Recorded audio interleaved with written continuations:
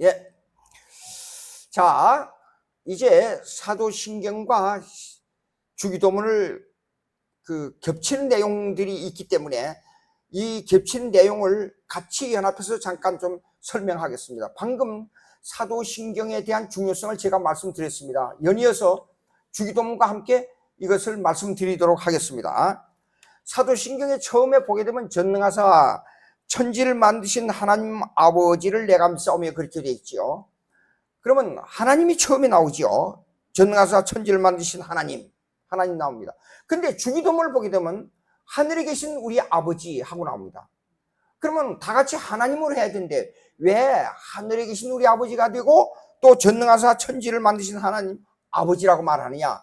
이 내용이 겹친 것 같지만 아주 중요한 문제이기 때문에 이걸 분리해서 말씀드리도록 하겠습니다. 먼저 전능하사 천지를 만드신 하나님 아버지를 내가 믿사오며, 이것은 하나님의 사역에 해당되는 것입니다. 그 다음에 주기도문 하늘에 계신 우리 아버지, 이 말은 하나님의 존재를 말하는 것입니다. 하나님의 사역은 창세 전에 하나님께서 만물을 창조하시고 다스리시고 섭리하시고 보존하시는 이 내용을 이 신앙 고백에다가 사용론으로 지금 서술한 것입니다. 다시 한번요. 창세 전에 이 시간의 시작이 여기에서요, 시간의 시작이 이루어지기 전에 하나님의 계획이 있었습니다. 이거는 하나님의 계획은 이 하나님의 이 계획을 세워놓은 이것을 하나님의 디크리라 그러죠. 신적 작정. 신적 작정은 하나님의 사역에 속합니다. 사역. 근데 이 사역은 하나님께서 창조하시고 그 다음에 이걸 다스림.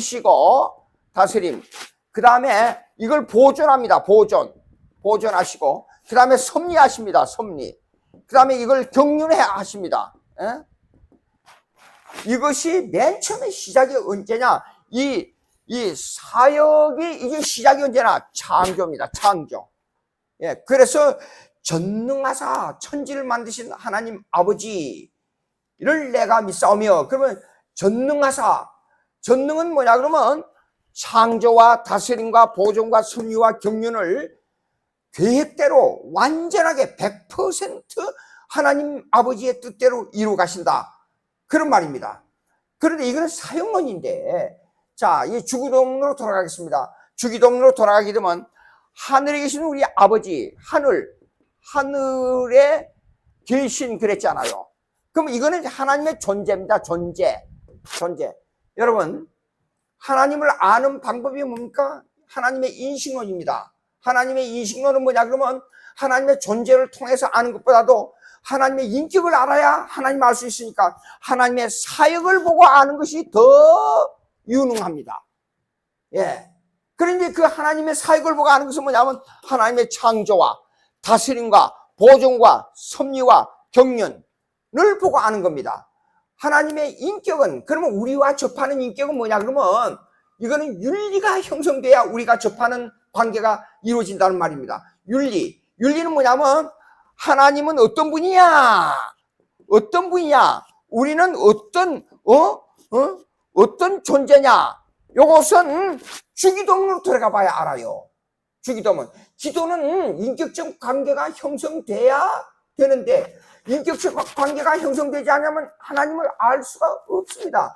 그렇기 때문에 하늘에 계시는 것은 존재인데, 이 존재는 하늘이란 의미는 무슨 뜻이냐? 그러면 하나님의 초자연성을 말합니다. 초자연성. 하나님은 전능으로 계신다, 그 말이에요. 전능으로 계시는 분인데 하늘에 초자연성이 계시지만은 이거는 우리의 아버지가 돼요. 우리의 아버지. 아버지는 인격적 관계입니다. 아버지와 자식 간의 관계는 윤리가 형성되고 있어요. 윤리가 뭡니까? 아들이 커서 나중에 힘이 세니까 아버지를 씨름을 해서 엎어놓고 내가 힘이 보배다. 이건 불가능한 일이 아닙니까? 그러면 아버지와 나의 관계는 윤리적 관계가 되어 있는데 어떤 윤리적 관계냐? 이거는 인간이 상상할 수 없는 윤리적 관계입니다. 무슨 말이냐? 초자연적으로 하늘에 계신 아버지. 완전히 이 자연 세계 모든 것을 통괄하시는 아버지. 그러니까 보십시오. 전능하사 천지를 만드신 전능의 하나님을 우리의 아버지로, 이거는 우리가 통할 수도 없어요. 그럼에도 불구하고 우리의 아버지가 되는 거예요. 아버지. 아버지란 말은 윤리적 관계를 형성하고 있다 그 말이에요. 전능한 천지를 관할하시는 하나님을 우리의 아버지로 해요. 이것이 인식론입니다. 이것이 하나님과의 관계를 가지는 우리의 인식론이에요. 예. 하늘의 계신으로만 끝나게 되면 하나님을 인식을 못해요. 예. 전능의 관계를, 어떤 관계가 먼저 형성돼야 전능의 관계를 우리가 알 수 있느냐? 그것은 이 초자연적인 하나님이지만은 이거 우리의 아버지가 돼야 돼요. 아버지가 돼야 우리가 하나님을 인식할 수 있는 겁니다. 예. 이것이 아주 중요한 교리입니다. 그렇기 때문에 전능자이지만 우리 아버지예요. 근데 여기서 중요한 게 있어요. 왜 우리가 돼야 돼요? 왜 우리는, 이거는 언약론입니다. 언약론은 뭐냐 그러면 왜 우리가 되냐 그러면 우리는 하나님의 하나의 백성이에요. 백성. 우리가. 예. 하나님의 백성은 뭐냐면 가족 관계입니다. 그렇기 때문에 예레미야 31장에 하나님은 우리의 아버지요 우리는 그의 가족이라 그랬어요. 종족이라 그랬어요. 그러니까 우리는 기독교인들은 한 형제 자매가 되는 것입니다. 그러면 우리는 백성이 뭐냐 그러면 우리라는 백성의 그 은혜 언약의 내용이 뭐냐 그러면 우리는 하나님의 자녀요 우리는 그의 백성이라. 이것이 은혜 언약의 내용이에요. 여러분 생각해 보십시오. 이 전 만물을 지배하시고 이 자연 위에 계셔서 모든 만물을 뚫어지게 보시는 그 하나님이 우리 가족의 아버지가 됐다 그 말이에요. 근데 이 아버지가 이제는 어떤 아버지로 되느냐 그러면 이제는 더 깊이 들어가면 전능자라는 개념으로 우리에게 온단 말이에요. 우리 아버지인데 전능자예요. 전능하사 천지를 만드신 하나님 아버지. 자 보세요. 주기도문에 나오는 아버지나 사도신경에 나오는 아버지나 하나님을 아버지로 지금 고백하고 있어요. 이게 아주 중요합니다. 가정에 들어가게 되면 우리가 아버지를 만나지 않아요. 어머니를 만나지 않아요. 그러니까 우리 가정의 주인이 누굽니까? 아버지예요. 예, 그런데 이 아버지를 우리가 모시고 우리의 심령 속에 인격적 관계를 형성하고 있다는 것이 아주 중요한 내용입니다. 그래서 다시 한번 정리합니다. 전능하사 천지를 만드신 하나님 아버지를 내가 믿사오며, 그러면 전능자인 분이 전혀 우리와 통할 수 없는데 아버지가 됐어요. 그 다음에 하늘에 계신 아버지입니다. 하늘에 계신, 하늘이라는 의미는 장소적인 의미로서 초자연성을 말해요.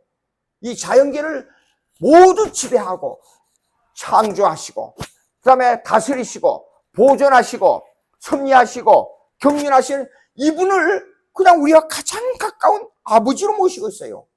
그러니까 하늘에 계신 우리 아버지, 그러면 초자연성의 존재를 우리 아버지로, 그 다음에 전능하사 모든 걸 창조하고 보존하시고 섭리하시고 다스리시는 그분을 우리 아버지.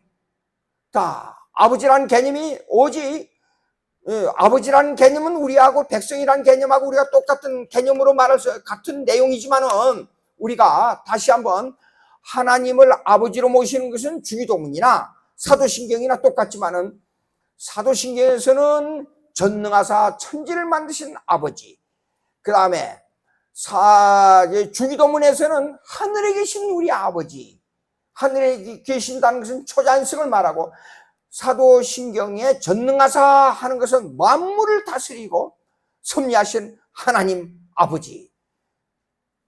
각각 그 내용이 다른 것 같지만은 서로 통하고, 또 같은 묶음으로 말할 수 있지만은 서로 다른 의미를 가지고 있다.